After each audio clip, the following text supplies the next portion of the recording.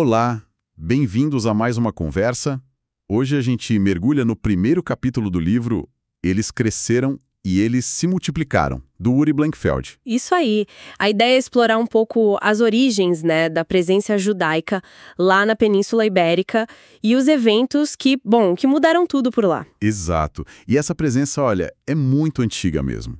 O livro menciona, talvez desde os fenícios, né? Mas com certeza se consolidou depois da destruição do Segundo Templo, lá em 70 da Era Comum. Sim, uma história de séculos. E é interessante ver que eles viveram sob diferentes governos, né? Primeiro os visigodos, depois um longo período islâmico, o Al-Ândalus. Que foi uma época de bastante florescimento cultural, pelo que consta. Com certeza.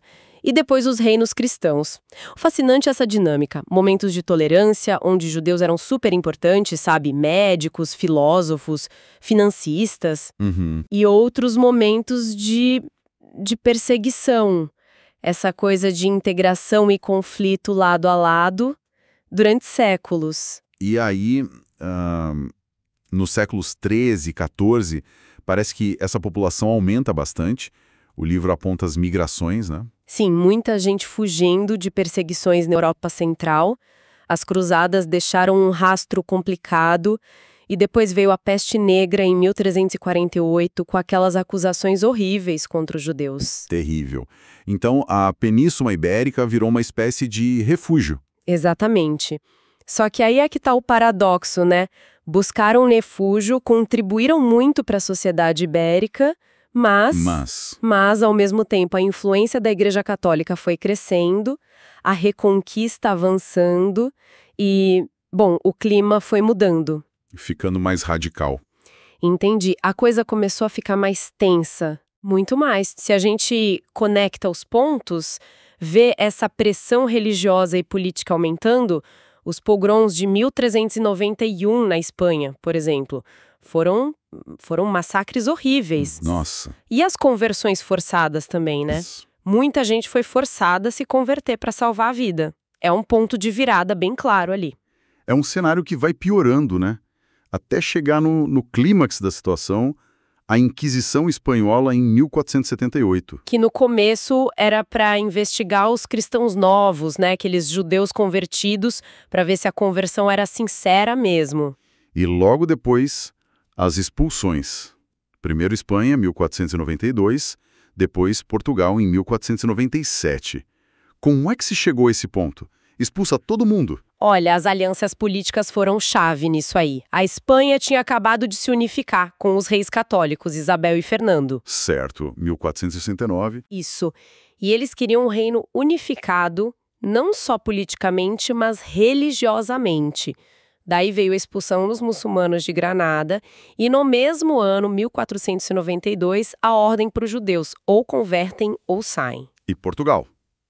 Como entra nisso? Portugal precisava de uma aliança com a Espanha, que estava superpoderosa. Negociaram o casamento do rei Dom Manuel I com a filha dos reis católicos. Ah, Infanta Isabel. Exatamente. E uma das condições que a Espanha colocou foi: Portugal tem que fazer o mesmo com os judeus, expulsar ou converter. Que coisa. Quer dizer, um acordo político selou o destino de uma minoria inteira. Totalmente. Mostra como essas decisões de poder, né, têm um impacto gigantesco na vida das pessoas comuns. E o decreto espanhol, o Edito de Alhambra, pelo que o livro descreve, foi duro, pouco tempo para sair, proibido voltar sob pena de morte, confisco de bens. A única opção era conversão. Imagina a escolha: deixar toda a sua vida para trás ou abandonar sua identidade, sua fé. Uma escolha impossível, na verdade. Resumindo, então, essa primeira parte. A gente tem uma comunidade com raízes muito, muito profundas na Península Ibérica. Séculos de história, contribuições enormes. Exato. Mas que teve sua história virada de cabeça para baixo por questões políticas, religiosas, culminando na expulsão ou na conversão forçada. É bem impactante. E deixa a gente pensando, né? Como é que mudanças no poder, na ideologia dominante, podem afetar tão drasticamente comunidades que estavam lá há tanto tempo? Pois é. E levanta a pergunta: o que aconteceu com essa gente toda? Para onde foram os expulsos? Como é que eles se reorganizaram? Essa é a continuação da história. Uma história de diáspora, de resiliência também. E a história continua nos próximos capítulos do livro. Para a gente seguir explorando esse destino, essa jornada incrível depois da expulsão, faça o seguinte: compartilhe essa nossa análise. Isso. Se tiver bastante gente interessada, a gente volta para contar o resto dessa história fascinante. Combinado? Então compartilhem e a gente se encontra na próxima. Até lá. Até mais!